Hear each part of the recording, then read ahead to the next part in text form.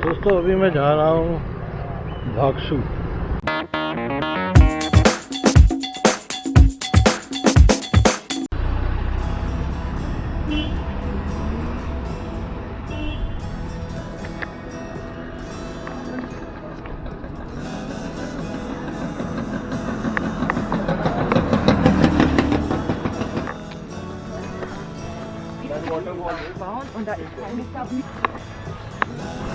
दोस्तों अभी मैं जा रहा हूँ भागसू। मकलोडगंज से ये रोड सीधा भागसू जा रही है। वॉकिंग डिस्टेंस है, ओनली 1 किलोमीटर। और चलने में जो मज़ा है वो करें। और दूसरा ये है कि यहाँ पे नज़ारे इतने खूबसूरत हैं, बादल बिल्कुल घिरे पड़ी वादियाँ सारी बादलों से उड़ते नज़र आ रहे हैं। बहुत ही बढ़िया वेदर है, बहुत ही नज़ारा है। पंजाब स्टेट जो है वो नज़दीक होने की वजह से, और ये हिल स्टेशन बहुत ही पास पड़ता है, जैसे जलंधर, लुधियाना, फगवाड़ा, तो वहाँ से लोग बहुत आते हैं। तो 5-6 घंटे की राइड है, और बस 5-6 घंटे बाद आप बादलों में होते हो, तो कोई भी ये नज़ारा मतलब ले सकता है। तो अभी मैं चला जा रहा हूँ, और जैसा मैंने बताया कि ओनली 1 किलोमीटर है, आप पैदल ही वॉक करके भागसू पहुँच सकते हो। तो अभी भागसू जाके फिर थोड़ा भागसू के बारे में आपको बताएंगे। और हाँ, मैं आपको यहाँ बता दूँ, अगर आप भागसू आ रहे हो तो आपको भागसू में मतलब आप सब कुछ मिल जाता है। यहाँ पे ये स्टेट बैंक का ATM है, 24 आवर्स है, आप कभी भी यूज़।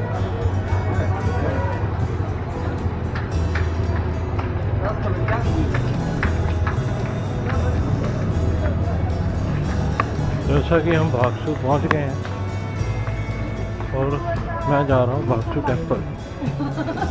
तो दोस्तों, जब तक मैं भागसू टेम्पल पहुँचता हूँ तो क्यों ना मैं आपको इस मंदिर के इतिहास के बारे में बता दूँ। जैसा कि मैंने इन स्थानीय लोगों से बातचीत की और मुझे पता चला कि इस मंदिर के पीछे एक बहुत ही इंटरेस्टिंग स्टोरी है, कहानी है। तो कि एक राजा हुआ करते थे भगसू। उन दिनों उनके राज्य में, और उन दिनों वहाँ बहुत ही भयंकर सूखा पड़ने के कारण लोग, जो उनकी प्रजा थी, वो तड़प उठे पानी के लिए, और उन्हें राजा से गुहार लगाई कि वो पानी के लिए कुछ करें, और नहीं तो हम ये देश छोड़ देंगे। तो राजा ने अपनी प्रजा को आश्वासन दिया कि वे कुछ करेंगे, और वह स्वयं पानी की तलाश में वहाँ से चल पड़े। और वो जो राजा था, कहा जाता है कि वो स्वयं बहुत ही उग्र स्वभाव का राजा था, और टूना टोटका भी जानने वाला था। तो 2 दिनों के सफ़र के बाद वह नागदल तक तो पहुंच गए, जो 18 फीट स्थित है, ऊपर है। तो नागदल जो 2 मील की दूरी पर है, और नीचे में जो गहरा है, बहुत ही गहरा है वहाँ से। तो राजा ने अपने टूने टोटके से झील के पानी को अपने बर्तन में समेट लिया, और तब वह वापस लौटने लगे। लेकिन रात होने की वजह से विश्राम करने के लिए एक नीचे स्थान पर रुक गए। तो हुआ क्या कि जब नाग देवता अपना टहलते हुए झील के पास पहुँचे, तो उन्होंने देखा कि झील तो खाली है, और उन्होंने क्या किया कि वो राजा के जो पद चिन्ह थे उसका पीछा करते हुए उस स्थान तक पहुंच गए जहां राजा विश्राम कर रहा था, जो कि यही स्थान है जहां पे ये मंदिर बना हुआ है। उन दोनों के बीच में बहुत ही घमासान हुआ, और नाग देवता ने राजा भागसू को मार डाला। लेकिन घमासान में बर्तन से पानी गिर गया, और नागदल पानी से भर गया, जहां अब सरोवर है। तो लेकिन जो राजा था वो मरते मरते नाग देवता का बहुत ही सम्मान उन्होंने जताया, और नाग देवता ने भी उनका सम्मान किया, और उनकी मृत्यु की भी कामना की, ताकि वो आसानी से मृत्यु को प्राप्त हो जाए। तो उसके एवज में उन्होंने खुश होकर राजा से कहा कि आप कुछ मांगना है तो आप मांगिए। तो राजा ने उनसे विश्व प्रसिद्धि और अपने देश के लिए पानी की इच्छा व्यक्त की, और नाग देवता ने राजा की इच्छा की पूर्ति भी की। और तब नाग देवता ने कहा कि आपका जो नाम है मेरे नाम से पहले आएगा।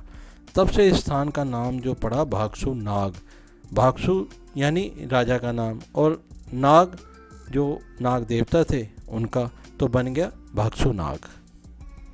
और आज इस घटना को 8,000 साल से भी अधिक हो गए हैं।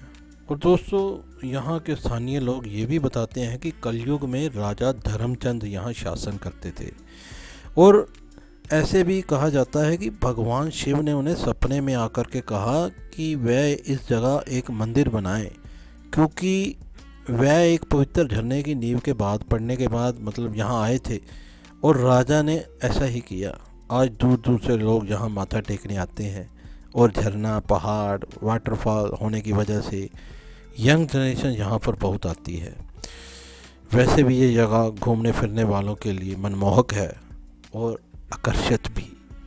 और अब ये स्विमिंग पूल का रूप दे दिया गया है, और जहाँ पर अब लोग नहाते भी हैं और बच्चे उसका पूरा आनंद लेते हैं।